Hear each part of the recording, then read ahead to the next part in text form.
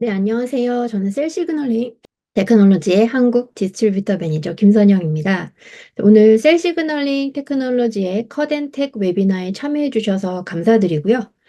오늘은 프로테인 DNA 인터랙션을 매핑할 수 있는 크로마틴 프로파일링 어플리케이션의 두 가지 방법이었죠. 칩과 컷앤런에 이어서 세 번째 제품인 컷앤텍에 대해서 말씀을 드리려고 합니다. 크로마틴 프로파일링 just got faster with current tech이라는 제목에서 아실 수 있는 것처럼 조금 더 신속하게 결과를 내실 수가 있는 상대적으로 최신의 테크닉인데요. 이것에 대해서 지금부터 자세히 알아보시겠습니다. 본론에 말씀드리기 앞서서 잠시 셀 시그널링 테크놀로지에 대해서 간략하게 소개를 드리고자 합니다. 셀 시그널링 테크놀로지는 1999년 이래로 미국의 매사추세츠주에서 안티바디를 개발 및 제조하는 글로벌 회사로 성장을 해왔습니다. 그래서 셀 시그널링 테크놀로지는 여러분과 같은 연구자들로 이루어진 회사고요. 따라서 고객분들, 즉 연구자분들의 입장과 마인드로 최적의 제품을 제공하고자 노력하고 있습니다. 저희가 1% for the planet에 가입이 되어 있어요. 그래서 환경을 생각하고 지역사회에 공헌하기 위해서 다양한 사회적 활동을 하고 있습니다. 셀 시그널링 테크놀로지의 미션은 최고의 제품을 통해 학계뿐 아니라 제약사에 계신 연구자분들께서 지속적으로 연구하실 수 있는 제품 및 연구 툴을 제공하는 것입니다. 그래서 이를 위해서는 높은 퀄리티의 제품을 지속적으로 생산하는 것이 중요한데요. 저희가 생산하는 모든 안티바디는 웨스턴, IP, IHC, 멀티플 IHC, IF, 플로우, 칩, 커렌넌과 오늘 발표할 커렌텍과 같은 다양한 어플리케이션에서 다음과 같은 세 가지 항목을 바탕으로 강도 높은 발리데이션을 진행하고 있습니다. 특정 단백질만을 타겟하는 스페시피시티, 적은 농도도 감지하는 센시티비티, 지속적인 재현이 가능한 리프로듀서빌리티가 그 세 가지 항목이고요. 또한 CST의 모든 제품은 미국 연구소에서 CST 과학자들에 의해 생산 발리데이션을 진행하기 때문에 랏이 다르더라도 동일한 퀄리티의 제품을 지속적으로 사용하실 수 있게 도와드리고 있습니다. 그래서 이러한 노력으로 많은 연구자분들께서 저희 제품을 인정해 주신 결과 저희가 2022년과 2023년에 이어서 올해도 사이트 앱에서 수상을 하였습니다. 그래서 무엇보다 뜻깊은 점은 한국 고객분들께서 저희 제품을 사용하셔가지고 이제 연구를 하셔서 논문을 퍼블리시해 주셨다는 점인데요. 그래서 그 결과로 CST가 안티바디 서플라이어 석시딩 인 사우스 코리아 상을 받을 수 있었습니다. 그래서 이에 감사를 드리고요. 또한 작년에 저희가 출시한 멀티플 IHC 관련 제품인 시그널스타도 저희가 혁신상을 받았습니다. 더 관련 제품이 궁금하시다면 저희가 올해 5월 20일에 브릭에서 CST IHC 멀티플 IHC 웨비나를 진행을 했었거든요. 그래서 그 웨비나를 참고를 해주시면 될 것 같습니다. 그래서 오늘 말씀드릴 내용의 목차인데요. 크로마틴 레귤레이션에 대해서 아주 잠깐 소개를 드린 후에 칩과 컷앤런에 대한 요약을 하고 그 다음에 컷앤텍으로 넘어가도록 하겠습니다. 그래서 저희 제품이 어떤 장점이 있는지 데이터를 바탕으로 말씀을 드릴 거고요. 저희 제품을 구체적으로 좀 더 소개를 드리도록 하겠습니다. 참고로 컷앤런이 궁금하시다면 저희가 2021년에 9월에 진행했던 컷앤런 브릭 웨비나를 참고하시면 될 것 같고요. 그리고 최근에 컷앤런과 칩에 관련된 내용으로 세미나를 한 적이 있는데 2023년 9월 브릭 웨비나를 참고하시면 될 것 같습니다. 인트로로 저희가 크로마틴이 어떻게 조절이 되는지 간단하게 말씀을 드리겠습니다. 그래서 아시다시피 DNA에 결합하는 단백질은 히스톤 또는 히스톤 모디피케이션, 그다음에 트랜스크립션 팩터, 그리고 트랜스크립션 코팩터 이 세 가지 종류로 나눌 수가 있죠. 히스톤 또는 히스톤 모디피케이션은 DNA에 가장 안정적으로 결합이 되어 있습니다. 그리고 단위 DNA 프래그먼트당 많은 수가 결합이 되어 있어서 상대적으로 용이하게 실험 결과를 얻으실 수가 있습니다. 하지만 트랜스크립션 팩터의 경우에 히스톤에 비해서 결합이 안정적이지 않고요. 상대적으로 안정적이지 않다는 말씀이죠. 그리고 DNA 프래그먼트당 적은 수가 결합이 되어 있어서 상대적 검출이 조금 더 어렵습니다. 마지막으로 트랜스크립션 코팩터의 경우는 대부분 DNA에 직접적으로 결합이 되어 있지도 않고요. 크기가 이렇게 보시는 것처럼 커서 에피토프가 안에 이렇게 묻혀져 있는 경우가 많거든요. 그래서 디텍션이 가장 어렵다고 알려져 있습니다. 이러한 세 가지 단백질을 타겟으로 연구를 진행할 수 있는 방법이 칩과 컷앤런이 있었죠. 칩은 크로마틴 이뮤노 프리시피테이션의 줄임말이고요. 컷앤런은 클리비지 언더 타겟 앤 릴리즈 유징 뉴클레이즈의 줄임말입니다. 그럼 이러한 칩과 컷앤런에 이어서 컷앤택이라는 테크닉이 가장 최근에 개발이 되었는데요. 오늘은 이 컷앤택에 대해서 좀 더 구체적으로 말씀을 드리려고 합니다. 네, 그에 앞서서 저희가 사실 칩과 컷앤런은 자세히 아시겠지만 그래도 이것에 대해서 인트로라는 생각으로 간단하게 설명을 드리고 넘어가도록 하겠습니다. 칩은 DNA와 프로테인 인터랙션을 연구하는 테크닉 중에 가장 오랜 기간 사용이 되어 왔죠. 그래서 칩 프로토콜을 간단하게 살펴보시면 저희가 포르말데하이드를 사용해서 샘플 크로스링크에서 시작을 합니다. 그 다음 엔자임 혹은 소니케이션 방법을 사용을 해서 크로마틴 프래그멘테이션을 진행을 하는데요. 이때 이상적으로 잘려진 크로마틴의 사이즈는 약 150에서 900 베이스 페어입니다. 그리고 타겟하시는 안티바디를 사용을 해서 이뮤노 프리피테이션을 하고요. 이렇게 IP가 된 타겟에 바인딩 되어 있는 DNA를 퓨리피케이션을 하는 거죠. 그런 후에 qPCR 혹은 시퀀싱을 사용을 해서 결과를 분석하는 그런 기술입니다. 그에 비해서 컷앤런은 상대적으로 최근에 개발된 기술이죠. 컷앤런이라는 이름은 클리비지 언더 타겟 앤 릴리즈 유징 뉴클레아제이를 뜻하고요. 이 앞글자를 조합한 단어입니다. 그래서 이 말 자체가 이제 컷앤런의 기술을 함축적으로 나타내고 있죠. 프레드 헌친슨 캔서 리서치 센터에서 계신 헨리코프 랩에서 처음 개발이 되었고요. 타겟 스페시픽 프라이머리 안티바디와 프로테인 A와 프로테인 G가 퓨즈드된 마이크로코컬 뉴클레아제를 사용을 해서 프로테인 DNA 인터랙션을 연구하는 새롭고 편리한 기술입니다. 그래서 오른쪽 그림에서 살펴보시면 가장 먼저 콘커나빌린 A 마그네틱 비드를 사용해서 세포를 고정시키고요. 디지토닌을 사용해서 스테롤로 구성된 세포막의 퍼미어빌라이제이션을 시킵니다.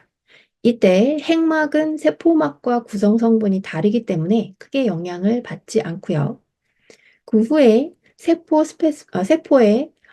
안으로 타겟 스페시픽 안티바디가 타겟 단백질을 찾아 바인딩을 하고 프로테인 에이지 엠네이즈는 타겟 스페시픽 안티바디를 통해 크로마틴을 타겟을 할 수 있습니다. 그래서 효소를 활성화시키는 최적의 온도인 4도씨에서 칼슘을 처리하면 이 엠네이즈가 활성화가 돼가지고 타겟 크로마틴을 자르게 되죠. 그래서 이 잘려진 컴플렉스가 핵막의 포어를 통해서 이렇게 빠져나와 수포네이턴트에 모이게 됩니다. 그래서 컷앤런을 사용하셨을 경우에도 다양한 장점이 있는데요. 이제 간단하게 살펴보시면 그 첫 번째로 컷앤런에 사용되는 세포수가 굉장히 적은 것을 알 수가 있죠. 칩에 비해서. 현재 저희 웹사이트를 통해 공유드리는 프로토콜에서 발리데이션된 최소의 세포수는 단백질 타입별로는 좀 다릅니다. 그래서 히스톤은 5천에서 10,000개 정도, 트랜스크립션 팩터와 코팩터는 10,000개에서 20,000개 정도 최소 세포수를 사용을 하셔야 하고요. 두 번째로는 세포에서 DNA를 얻기까지 한 2, 3일 정도 소요가 됩니다. 그래서 칩보다는 굉장히 시간을 많이 세이브를 하실 수가 있어요. 그리고 NGS를 수행하시는 경우 비용 절감 효과가 있는데요. 네, 컷앤런의 경우에는 3에서 500만 리드를 사용하실 수 있어서 이렇게 칩 결과물을 사용하실 때 사용하시는 리드 타임인 1000에서 3500만 리드를 사용하실 때보다는 좀 더 많은 샘플을 러닝을 하실 수 있기 때문에 저희가 코스트 세이빙 효과가 있다라고 말씀을 드리고 있습니다. 그리고 컷앤런은 네이티브 크로마틴을 사용하기 때문에 그 크로스링크에서 오는 아티팩트를 피할 수가 있어서 보다 신뢰할 수 있는 실험 결과를 얻으실 수가 있고요. 그리고 스파이크인 DNA를 사용해서 표준화를 하실 수가 있습니다. 그래서 샘플 간 실험 결과를 비교하실 수 있는 편의성을 높였고요. 그리고 DNA에 결합하는 세 종류 단백질 모두 qPCR과 시퀀싱을 사용해서 디텍션 어널리시스를 하실 수가 있습니다. 또한 프로테인 A는 레빗 안티바디와 바인딩을 하고요. 프로테인 G는 레빗과 마우스 안티바디 모두 바인딩을 하기 때문에 이 두 가지를 결합시킨 프로테인 AG를 통해서 마우스와 레빗 안티바디 모두 사용을 하실 수가 있습니다. 그래서 결론적으로 컬앤런은 시간과 자원을 절약하실 수 있고 보다 신뢰할 수 있는 데이터를 얻으실 수 있다라는 장점을 가지고 있습니다. 자, 그렇다면 컷앤택은 어떤 기술인지 말씀을 드리도록 하겠습니다. 자, 컷앤택이라는 이름은 클리비지 언더 타겟 앤 태그멘테이션을 뜻하고요. 컷앤런과 비슷하죠. 단어에 의해 단어의 앞글자를 조합을 해서 만들어낸 단어입니다. 컷앤런처럼 프레드 헌친슨 캔서 리서치 센터의 헨리코프 랩에서 처음 개발이 되었고요.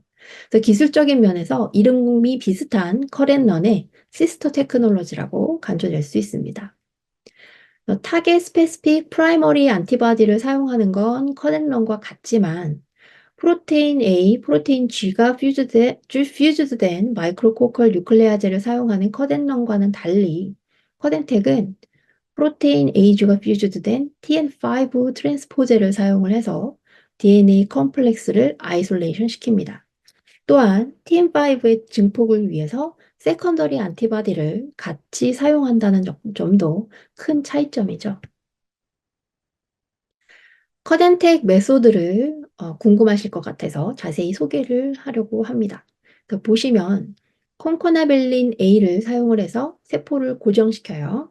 그리고 지지토닌을 사용을 해서 퍼미어빌라이제를 통해서 프로테인 에이지 TN5와 프라이머리 안티바디, 그다음에 세컨더리 안티바디가 들어가서 타겟 부위에 바인딩을 하게 됩니다. 그 후에 프로테인 A와 프라이머리 세컨더리 안티바디로 인해서 프로테인 인터랙션이 일어나는 거죠. 그리고 트랜스포즈의 TM5가 크로마틴에 모이게 됩니다. 그리고 마그네슘을 넣고 이번엔 37도를 맞춰주시면 TM5 엔자임에 의해서 태그멘테이션이 진행이 됩니다. 어, 태그멘티드 지노믹 DNA를 자르고 그 자리에서 바로 인비보로 어댑터를 라이게이션 시켜주죠.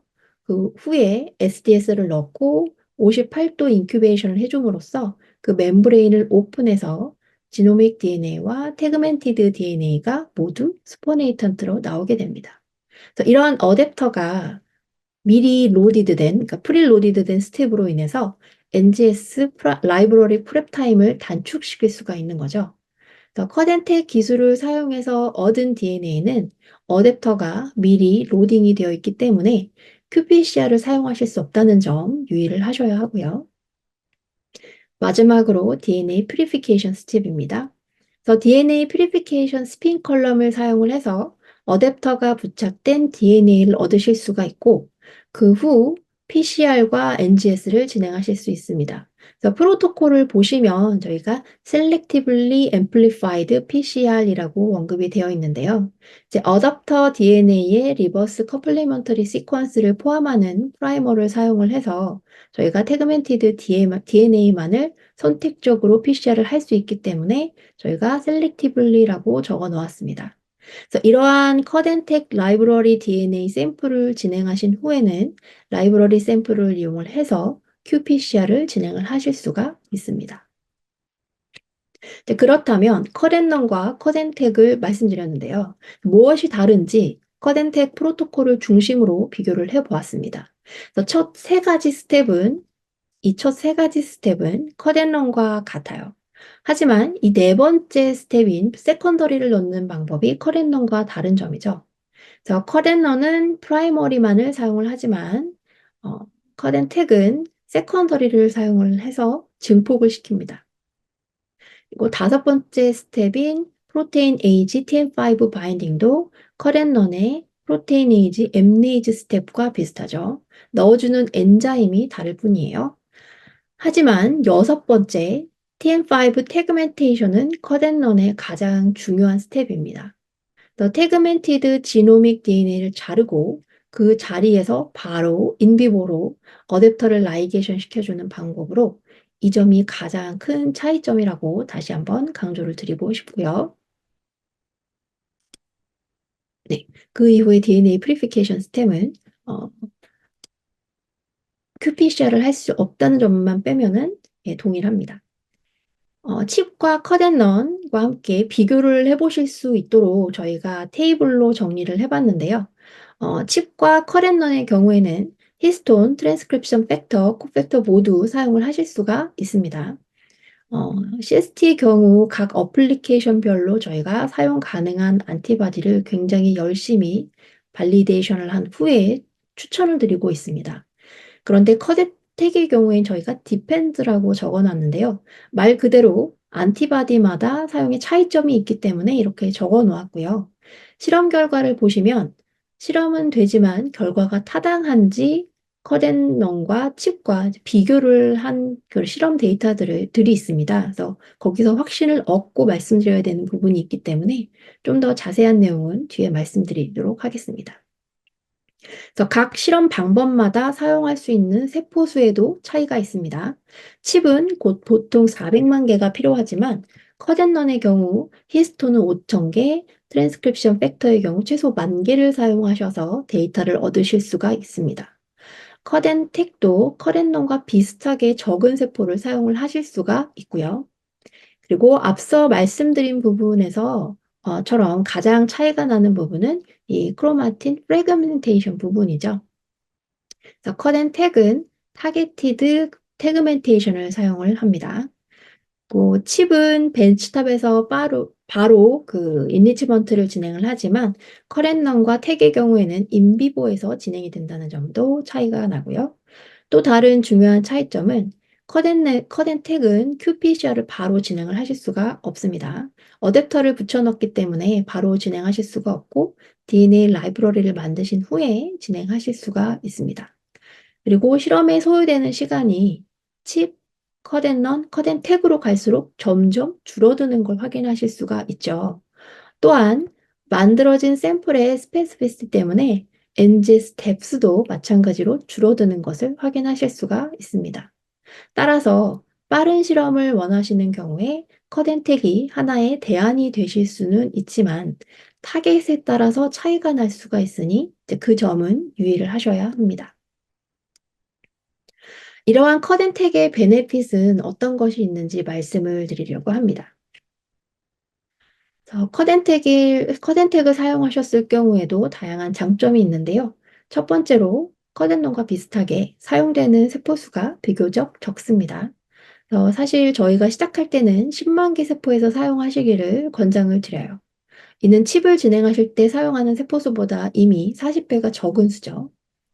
여기다가 세포를 키우는데 걸리는 시간과 미디어 플라스크 등 자원을 절약하실 수 있다는 그런 장점이 있습니다.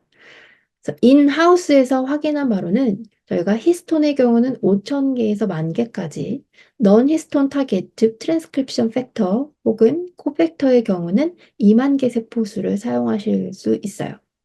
티슈의 경우는 1에서 5mg을 사용하실 수가 있고요. 이 티슈의 경우에는 칩에 비해서 약 25배 적은 양으로 진행을 하실 수가 있습니다. 또 두 번째로는 세포에서 DNA를 넣기까지 하루에서 이틀이 소요되기 때문에 시간을 굉장히 세이브를 하실 수가 있어요. 그래서 컷앤런보다 더 빠르게 DNA를 얻으실 수가 있는 장점이 있습니다.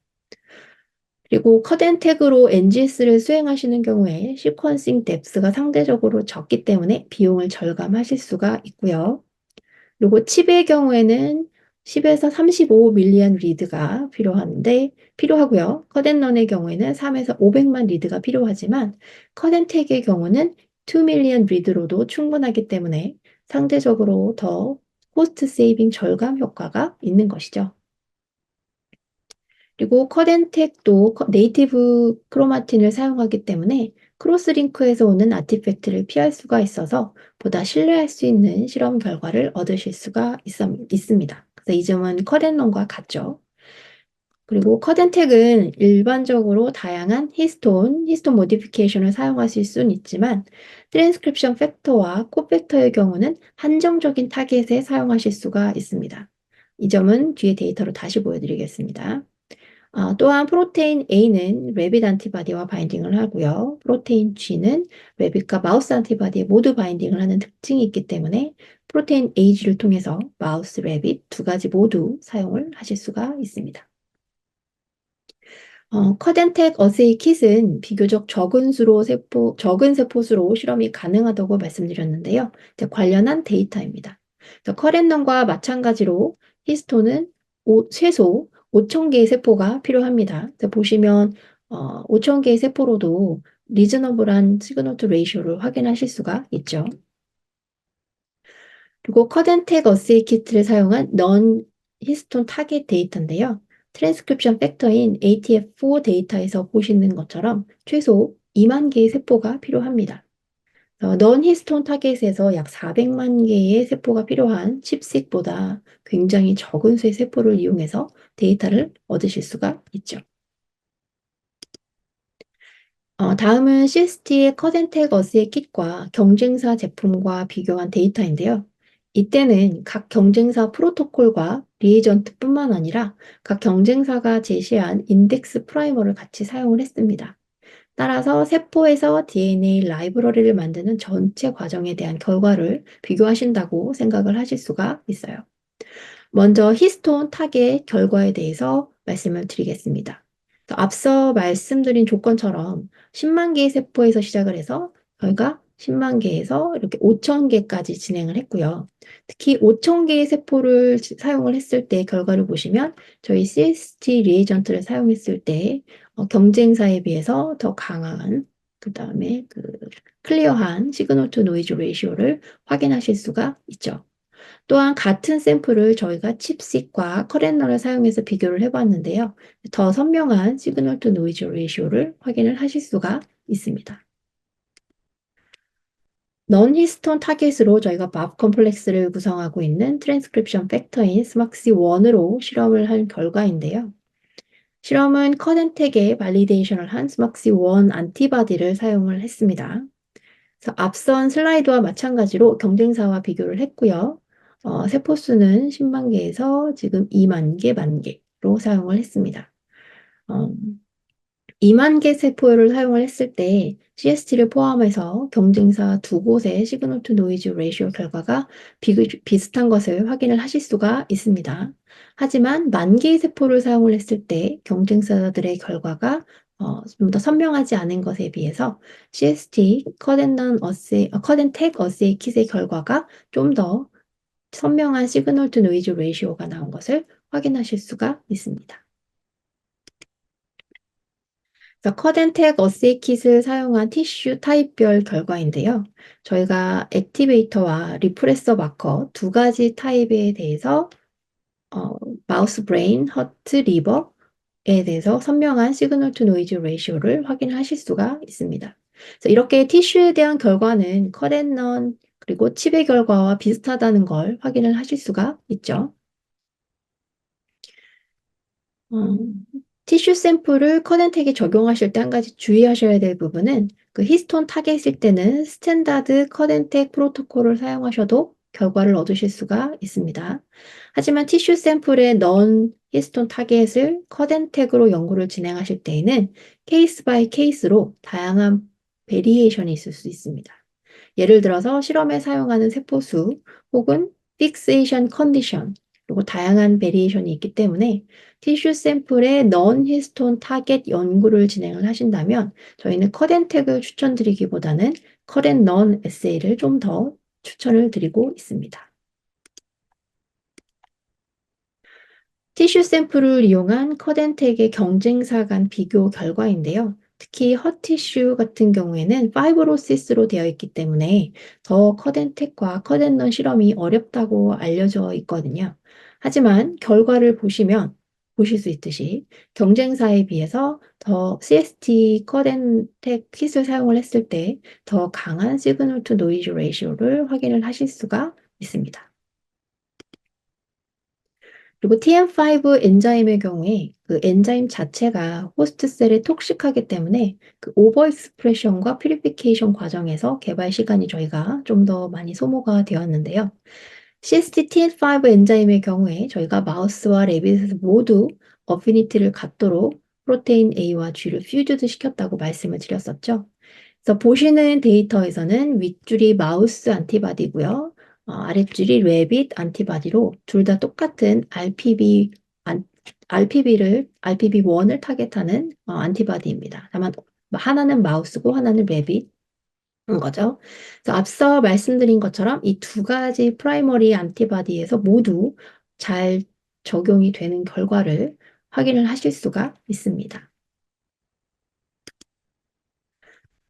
앞서 보신 것처럼 언뜻 보면 이제 커덴넌과 커덴텍은 프로토콜이 유사한 점이 있습니다. 그래서 그럼 어떤 때 커덴넌을 사용해야 하고 어떤 때 커덴텍을 사용해야 하는지 좀 궁금하실 것 같아서 준비를 해봤습니다. 좀 더 살펴보도록 하겠습니다. 커덴텍이 커덴넌보다 더 낫다고 저희가 말씀드릴 수는 없어요. 그 타겟의 다양성 면에서 보시면 이 두 기술이 좀 더 다르다는 것을 확인하실 수가 있는데요. 이 커덴텍에서 가장 중요한 엔자임인 TN5 트랜스포제는 오픈 크로마틴에 대한 바인딩 바이어스, 즉 결합 편향이 좀 있습니다. 그래서 이러한 non specific binding 된 TN5를 씻어내기 위해서는 좀 더 높은 농도의 솔트가 필요합니다. 그래서 왼쪽에 correlation analysis 결과를 보시면 높은 농도의 솔트를 사용을 한 경우 H3K4 트라이메틸 안티바디를 사용을 했을 때 안티바디 픽의 70%가 칩식과 결과가 매치되는 것을 아실 수가 있습니다. 약 70%가 매치도 되는 거죠. 커덴텍과 커덴런 모두 칩식 결과와 높은 유사성을 보이고 있습니다. 하지만 낮은 농도의 그 솔트를 사용을 해서 실험을 진행을 한 경우에 피크의 바인딩 수는 더 늘어난 것으로 관찰이 되지만 관련 데이터는 조금 후에 보여드리도록 하겠습니다. 칩식과 매치드 된 퍼센티지가 이렇게 확 줄어드는 걸 확인을 하실 수가 있죠. 따라서 관찰된 바인딩 픽은 넌 스페시픽이라는 결론을 내릴 수가 있었습니다. 그래서 오픈 크로마틴 리전에 있지 않은 크로마틴 리프레서인 H3K27 트라이메스의 경우에 이렇게 매칭 결과가 더 좋지 않고요. 넌 히스톤 타겟인 CTCF의 경우는 결과가 더 나쁘죠.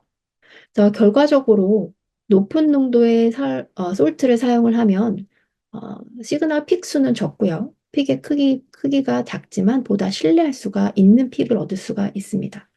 반대로 낮은 농도의 솔트를 사용을 한다면 더 많은 수의 픽을 얻을 수는 있지만 넌 스페시픽 바인딩이 있는 딜레마에 놓이는 것이요. 타겟에 따라서 그리고 안티바디에 따라서 결과가 다양할 수 있다는 문제가 있습니다. 그래서 저희가 내부적으로는 힘든 결정이었지만 신뢰성 있는 데이터에 초점을 맞추기 위해서 CST에서는 높은 농도의 솔트를 사용을 해서 커덴텍 킷 버퍼를 개발을 했습니다. 넌 히스톤 타겟의 경우에 이런 높은 농도의 솔트를 사용함에 따라서 많은 믹 시그널이 디텍션이 되지 않을 수가 있습니다. 따라서 CST의 커덴텍 킷은 커렌넌과 비교했을 때 더 적은 수의 넌 히스톤 타겟 안티바디와 호환이 된다고 말씀을 드릴 수 있습니다. 그래서 진행하실 실험에 커덴텍과 커덴넌 중에 어떤 것을 선택해야 하는지 잘 모르시겠다면 가장 먼저 생각하셔야 될 부분은 현재 관심을 가지고 있는 프로테인 타겟이 어떤 종류인가라는 점이죠. 그래서 타겟이 히스톤이라면 좀 더 빠른 결과를 낼 수 있는 커덴텍이 나은 선택일 수가 있습니다. 만약에 타겟이 넌 히스톤 타겟이라면 일단 커덴텍에서 발리데이션 된 안티바디가 있는 경우에는 컷앤택으로 진행하실 수가 있지만 없는 경우에는 컷앤런을 사용하시기를 추천을 드립니다. 그리고 두 번째로는 데이터를 어떻게 분석할지에 따라서 컷앤택 혹은 컷앤런을 선택을 하실 수가 있어요. 그래서 NGS로만 분석을 하신다라고 한다면 시간과 비용 면에서 컷앤택이 더 낫고요. qPCR을 해야 한다는 경우라면 컷앤런을 추천을 드립니다. 그리고 앞서 말씀드린 것처럼 컷앤택의 DNA는 qPCR에 바로 호환이 되지 않기 때문에 저희가 이렇게 추천을 드리고 있어요. 그리고 세 번째로 생각하셔야 될 부분은 결과를 도출하는 데 걸리는 시간이 얼마나 중요하냐는 점입니다. 시간이 매우 중요한 경우라면 셀에서 DNA 라이브러리까지 하루에서 이틀이 소요되는 컷앤택을 고려해 보시길 추천을 드리고요. 네 번째로는 싱글셀 크로마틴을 수행하려고 하신다면 컷앤택을 선택을 하셔야 가능합니다. 그리고 마지막으로 하나의 시퀀싱 레인에 더 많은 샘플을 진행을 해서 시퀀싱 코스트를 아끼고 싶으시다 하시면 컷앤택을 추천을 드리고요. 그리고 보시는 것처럼 컷앤택이 가장 최근의 기술인 것은 맞지만 비교되어 있는 표처럼 컷앤런을 대체하는 기술이라고는 말씀드릴 수는 없습니다. 그래서 진행하시려고 하는 실험의 요건에 따라서 적절한 방법을 선택을 해서 사용을 하시기를 당부드립니다. 다음은 컷앤택을 진행하실 때 도움을 드릴 수 있는 점을 말씀을 드리도록 하겠습니다. 자, 컷앤택 실험을 진행하실 때 가장 먼저 직면하실 수 있는 챌린지는 컷앤택 DNA 일드가 칩이나 컷앤런보다 굉장히 현저하게 낮다는 점인데요. 일반적으로 DNA 라이브러리 일드와 퀄리티를 측정하기 위해서는 바이오 애널라이저 혹은 테이프 스테이션 시스템을 사용을 하실 것 같아요. 그래서 같은 수의 세포를 이용을 해서 진행하는 컷앤런은 DNA 라이브러리 일드가 측정이 되는데 컷앤택의 경우는 그 인디비주얼한 태그멘테이션에 의해서 더 높은 스페시피시티를 갖죠. 따라서 일드가 더 낮습니다. 그래서 같은 이유로 컷앤택 샘플의 NGS 시퀀싱 뎁스가 더 적어도 데이터를 생성하실 수 있는 이유죠. 이렇게 낮은 일드는 사실 저희뿐만 아니라 컷앤택이라는 기술에 의해 나타나는 전반적인 결과입니다. 그래서 이 오른쪽 그래프를 보시면 저희가 TCF4, TCR7L2를 사용을 해서 진행한 컷앤택 DNA 라이브러리를 측정을 한 결과입니다. 낮은 일드로 인해서 바이오 애널라이저나 테이프 스테이션 시스템에 이렇게 시그널이 잡히지를 않는데요. 다른 경쟁사의 결과도 크게 다르지 않습니다. 따라서 컷앤택 기술을 사용하셨을 경우에 공통적으로 나타나는 현상이라고 말씀을 드릴 수 있습니다. 하지만 앞서 보신 데이터에서 말씀드린 것처럼 컷앤택 DNA 라이브러리를 사용한 NGS 결과는 칩이나 컷앤런보다 강한 시그널 투 노이즈 레이쇼를 보여줍니다. 따라서 컷앤택 DNA 라이브러리 일들을 컷앤런과 같다고 생각하시면 안 되고요. 오른쪽 밑에 이 NGS 결과는 CST와 경쟁사 TM5 엔자임을 사용한 그래프인데요. 일드가 이렇게 앞에서 보이시는 것처럼 측정이 되진 않지만 이 NGS 데이터를 내는 데는 크게 문제가 없다는 것을 확인을 하실 수가 있습니다. 따라서 좀 더 관련된 그 실무적인 그런 정보를 원하시면 저희 웹사이트에 컷앤택 리소스 센터에서 다양한 트러블 슈팅과 Q&A란을 참고하시면 도움이 될 것 같습니다. 이 정보는 뒤에 어떻게 찾는지 제가 뒤에서 다시 설명을 드릴게요. 어, 그래서 이 Q&A에서 사실 여러분께서 실질적으로 직면한 여러 가지 문제의 해결책을 제시해 드리기 때문에 꼭 참고를 해주셨으면 좋겠고요. 그리고 이렇게 일드가 낮은 경우에 라이브러리 샘플을 희석하기 위해서 계산을 어떻게 할까 하는 고민이 있을 수가 있죠. 일반적으로 나노그램 퍼 마이크로 리터로 측정되는 라이브러리 컨센트레이션을 나노몰로 이렇게 변환하는 공식을 사용을 하죠. 바이오 애널라이저나 테이프 스테이션 시스템을 사용하시면 프로그램에서 측정한 DNA 라이브러리 풀의 에버리지 사이즈를 사용을 하시는데 칩 컷앤런 DNA는 측정값을 사용하면 되지만 이 컷앤택은 보시는 것처럼 측정이 되지 않아요. 따라서 의도적으로 평균보다 더 낮은 일드의 라이브러리를 풀링하기 위해서 큰 사이즈인 900 베이스 페어를 여기다 넣어서 사용하시기를 추천을 드리고 있습니다. 이렇게 바이오 애널라이즈나 탭스테이션 시스템으로 측정할 때 컷앤텍 샘플의 결과가 플랫픽으로 나타나기 때문에 NGS 데이터를 제공할 수 있는지 여부를 예측하는 QC 데이터라는 측면으로는 적합하지 않다고 생각하실 수가 있겠죠. 그에 대한 첫 번째 방안으로는 저희가 프로토콜 컨트롤로 DNA 라이브러리 샘플과 함께 파지티브 컨트롤인 H3K4 트라이메틸 안티바디를 같이 러닝하시기를 추천을 드립니다. 그래서 바이오 애널라이저 혹은 팁 스테이션 시스템의 파지티브 컨트롤 결과값이 강하게 측정이 되었다면 사용하신 리에이전트나 프로토콜 워크플로우가 기능상으로 잘 적용이 되었다고 생각하실 수가 있는 거죠. 그래서 이런 경우 타겟 라이브러리의 시그널이 낮아도 DNA 라이브러리는 시퀀싱이 가능하고요. 밸류어블한 DNA 프로테인 인터랙션 데이터를 얻으실 수가 있습니다.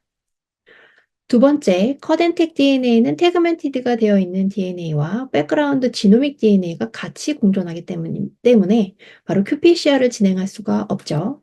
하지만 타겟진의 qPCR은 가능합니다. 라이브러리를 만드는 과정에서 태그가 부착된 DNA 조각은 선택적으로 이니치먼트가 되는 반면에 지노믹 DNA는 씻겨지게 되죠. 오른쪽 그래프를 보시면 블루와 오렌지 반은 저희가 파지티브 진 록사이를 나타내고요. 회색은 네거티브 진 록사이를 나타냅니다. 그래서 라이브러리 프랩 전에 그 커덴텍 DNA의 qPCR은 높은 대역폭과 낮은 시그널 투 노이즈 레이쇼 결과가 확인이 되는데요. 하지만 라이브러리 프랩 후를 보시면 커덴텍 DNA 라이브러리 qPCR은 유의한 시그널 투 노이즈 레이쇼 결과를 보여주고 있습니다. 이런 커덴텍 실험이 잘 진행이 되었다고 판단되는 지표가 될 수가 있는 거죠. 커덴텍 어세이를 진행하는데 NGS 시퀀싱 뎁스가 낮거나 시그널이 안 나오는 경우에 그 원인에 대해서 말씀을 드리겠습니다. 첫 번째로 실험 진행 시에 적절한 세포수를 사용하지 않았을 수가 있어요. 처음 진행했던 세포수가 정확하지 않았을 수가 있고요. 또한 세포 핸들링 중에 로스가 일어났을 수가 있어요. 그리고 혹은 셀 라이시스가 일어나서 세포수가 줄어들었을 수도 있고요. 그래서 세포 와시 스텝에서 세포의 로스를 최소화하기 위해서는 사용하시는 바이아를 하나로 계속 사용을 하시면 됩니다. 그래서 최적의 엔리치먼트에 필요한 세포수는 단백질의 어번던스와 안티바디 어피니티에 따라서 달라질 수도 있다는 점 꼭 참고를 해주시고요. 사용하시는 세포수의 컨플루언스는 60에서 90% 정도 건강한 세포를 사용을 하셔야겠죠. 그리고 유의를 하셔야 될 점은 세포를 떼어낼 때 사용하시는 트립신을 필요 이상으로 오래 사용하시지 않길 추천을 드리고요. 세포에 스트레스를 덜 가하기 위해서 세포는 룸 템퍼레처에서 다루시되 가능한 빠른 시간 안으로 마무리를 하시길 권장을 드립니다. 두 번째 커덴텍 실험은 라이브셀 혹은 프레시 티슈 사용을 저희가 우선 권장드려요. 라이브셀이나 프레시 티슈 사용이 어려우시다 하는 경우에는 0.1% 포르말데하이드의 한 2분으로 라이트 픽세이션 사용이 가능합니다. 하지만 오버 픽세이션을 하실 경우에 그 태그멘테이션 리액션을 방해하는 결과가 이어질 수가 있어요. 그래서 시그널 로스로 이어집니다. 따라서 픽세이션을 하실 때 이 오버 픽세이션이 되지 않게 주의를 하셔야 합니다. 그리고 세 번째는 퍼미어빌라이제이션을 위해서 저희가 디지토닌을 사용을 하는데 이 디지토닌의 사용이 잘 적용이 되었는지가 굉장히 중요합니다. 그래서 필요하신 경우에 저희 프로토콜의 어펜딕스 프로토콜을 사용하셔가지고 참고하셔서 사용하실 디지토닌의 최적의 양을 확인하시고 테스트를 하실 수가 있고요. 또 그런 테스트를 하시길 저희가 권장드려요. 또한 항상 디지토닌 솔루션을 사용하기 전에 완전하게 녹여서 사용을 하시길 바랍니다. 보통 아이스에 이렇게 꽂아놓고 사용을 하실 때에도 이 디지토닌이 얼 수가 있어요.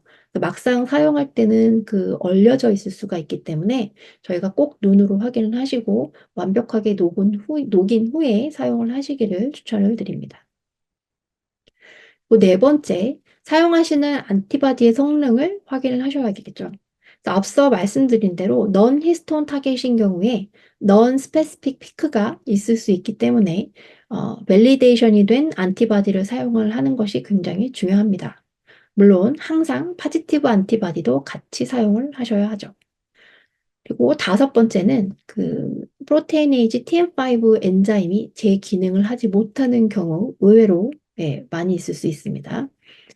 유통기한이 지난 엔자임 사용이 시간이 지날수록 활성이 떨어지기 때문에 이런 결과가 나타날 수 있는데요. 당연히 유통기한이 지난 그 엔자임을 사용을 하시지 않기를 권장을 드리고요. 그리고 저희 제품인 경우에 이 커덴텍에 사용되는 프로테이니지 TM5 엔자임은 마이너스 20도 보관입니다. 그리고 적절한 온도에서 셰프 라이프는 6개월입니다. 그래서 그 점을 꼭 참고하셔서 실험에 사용을 하셨으면 좋겠고요. 또 DNA 라이브러리 일드가 낮은 경우에 PCR 사이클 수를 늘려서 태그멘티드 DNA를 증폭시킬 수가 있어요. 그래서 최적의 PCR 사이클은 실험에 사용한 세포 수에 따라 달라지지만 일반적으로 13에서 16을 사용을 하시면 됩니다. 그래서 CST 커덴텍 듀얼 인덱스 프라이머 제품과 일루미나를 위한 PCR 마스터 믹스 프로토콜을 참고하시기를 부탁드리겠습니다. 신뢰할 수 있는 데이터를 얻으실 수 있는 CST의 커덴텍 제품에 대해서 소개를 드리도록 하겠습니다. CST의 커덴텍 어세이 킷은 24번 어세이를 하실 수 있는 분량의 제품으로 구성이 되어 있고요. 셰프 라이프는 6개월입니다. 그리고 제품의 구성을 자세히 보시면 크게 이렇게 4도씨와 마이너스 20도씨에 보관해야 되는 제품으로 구별이 되어 있는 것을 보실 수가 있어요. 그래서 정확하고 신뢰할 수 있는 데이터를 위해서는 각 구성품을 보관 온도에 맞게 4도씨 제품은 4도씨, 마이너스 20도씨 제품은 당연히 마이너스 20도씨에 보관을 하셔야 합니다. 그래서 만약 모든 구성품을 마이너스 20도에 보관한 경우라면 콘커나빌린 A 비드와 스핀 컬럼의 퍼포먼스에 문제가 있을 수가 있어요. 또 다른 케이스로 모든 킷을 실온에 보관한 경우인데요. 일주일 이내라면 TM5 엔자임과 콘커나빌린 A를 포함한 대부분의 구성품 사용에는 큰 문제가 없습니다. 하지만 수퍼미딘 솔루션과 프로테아제 이니비터 칵테일의 경우는 퍼포먼스에 문제가 있을 수가 있어요.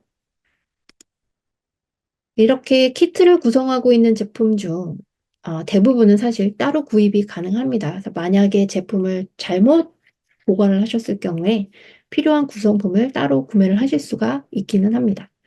더 필요하신 경우에 맞춰서 구입을 하실 경우에 이런 제품이 있다라는 거 참고를 하시면 되고요. 당연히 따로 판매하는 제품 중에 이제 미국에서 가장 많이 찾으셨던 제품은 프로테인 에이지 TM5입니다. CST의 TM5와 두 경쟁사들의 TM5 엔자임을 비교한 결과인데요. CST의 TM5 엔자임을 사용한 경우 상대적으로 좀 더 강한 시그널 투 노이즈 레이쇼가 를 얻을 수 있다는 걸 확인을 하실 수가 있죠.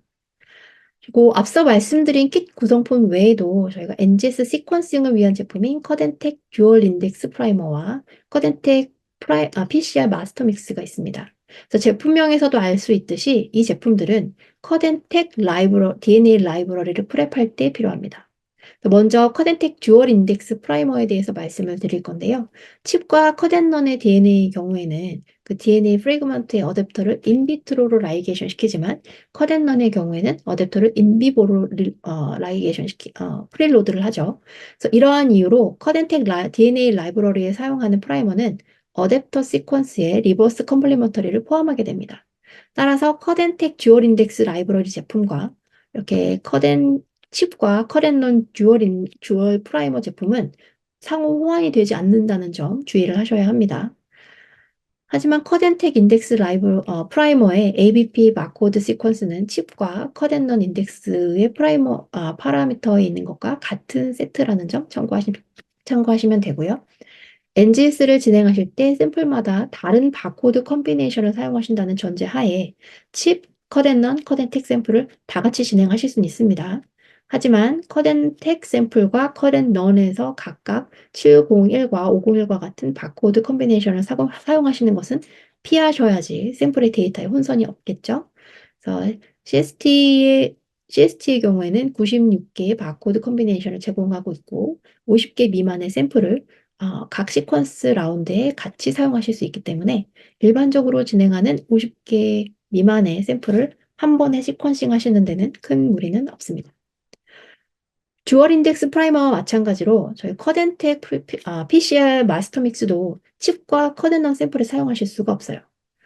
그 이유는 다시 그 프리로드된 어댑터에 있습니다. 그래서 그림에서 보시는 것처럼 커덴텍의 태그멘티드 DNA 프래그먼트는 타겟 DNA의 3'에 이렇게 갭이 있는 걸 확인을 하실 수가 있습니다. 이 갭은 태그멘테이션의 특징인데요. 이 갭을 메우기 위해서는 72도씨에서 활성화되는 non-hot DNA 폴리머레이즈가 필요합니다. 하지만 칩과 커덴넌에 사용되는 마스터 믹스에는 98도씨에서 활성화되는 핫스타트 DNA 폴리머레이즈가 포함이 되어 있어요. 그래서 이러한 차이점으로 인해서 커덴텍 PCR 마스터 믹스는 칩과 커덴넌에 호환이 되지 않는다는 점 꼭 유의를 하셔서 사용을 하셨으면 좋겠습니다. 그리고 커덴텍과 커덴넌 중에 이제 고민을 하시고 계시다면 고객분들께서 실험하고자 하는 타겟 안티바디가 커덴텍 혹은 커덴넨에 발리데이션 되었는지 살펴보셔야 한다고 말씀을 드렸었죠. CST는 현재 가장 많은 커덴텍 발리데이션 안티바디를 보시는 것처럼 보유하고 있습니다. 특히 넌 히스톤 타겟의 경우에는 여전히 경쟁사에 비해서 발리데이티드 안티바디가 많진 않지만 그 수를 더 늘려나갈 계획입니다. 뭐 사실 커덴텍은 컨디션이 있기 때문에 좀 더 발리데이티드 안티바디를 사용을 하셔야 하고요.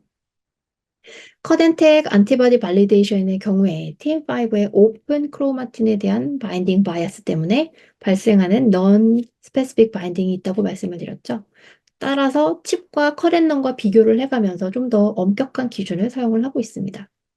NGS 픽 넘버, 시그널 투 노이즈 레이시오뿐 아니라 이렇게 크로스 레퍼런스를 통해서 확인을 하는 거죠. 그래서 여기를 통과해야지 발리데이션이 완료가 되는 거예요. 그래서 이러한 기준들을 통과된 안티바디라면 아이덴티파이드 된 모든 커덴텍 픽이 통계적으로 유의미한 데이터일 뿐 아니라 생물학적으로도 의미 있는 데이터라고 확신을 하실 수가 있겠죠. 예를 들어서 지금 보시는 데이터처럼 스스12 안티바디의 커덴텍 발리데이션의 경우에 이렇게 알려진 타겟 리전인 혹스 A 진 클러스터에 많은 바인딩을 하고 있는 것을 보실 수가 있고 디텍션을 할 수가 있었죠. 이는 커덴넌과 굉장히 유사합니다. 하지만 커덴텍 데이터 결과를 보시면 다른 오픈 크로마틴 리전인 ADTB 리전에 바인딩을 했다는 걸 확인을 하실 수가 있습니다. 커덴넌 데이터와 비교를 해보면 이 커덴텍 데이터가 이렇게 넌스페시픽한 바인딩이라는 걸 확인하실 수가 있어요. 이러한 이유로 수즈12 안티바디는 커덴텍 발리데이티드 안티바디에서 제외가 되었습니다. H3K27 트라이메틸 안티바디를 사용해서 저희가 커덴텍 결과를 커덴넌과 칩과 비교를 한 데이터인데요. 보시면 세 가지 결과의 넌 지노믹 바인딩 사이트의 강한 얼라이먼트를 확인하실 수가 있고요. 특히 혹스 A와 혹스 D 클러스터에서 그러한 양상을 보입니다. 또한 데이터를 자세히 보시면 커덴텍 데이터가 커덴넌과 칩에 비해서 시그널이 강하다는 걸 확인을 하실 수가 있죠. 이러한 경향은 트랜스크립션 팩터 혹은 코팩터에서도 확인하실 수 있는데요. 이 보시는 데이터는 트랜스크립션 팩터인 에스트로겐 리셉터 알파의 결과입니다. 앞서 리프레시브 지노믹 리전에서 넓은 범위의 그런 레인지를 보였던 히스톤 데이터와는 확연히 좀 차이가 나죠. 보시면 트랜스크립션 팩터의 에스트로겐 리셉터 알파 데이터는 스페시픽 진 리전에서 좀 더 피크가 강하게 나타나고 마찬가지로 커렌넌 칩보다 강한 시그널 투 노이즈 레이시오가 확인이 됩니다.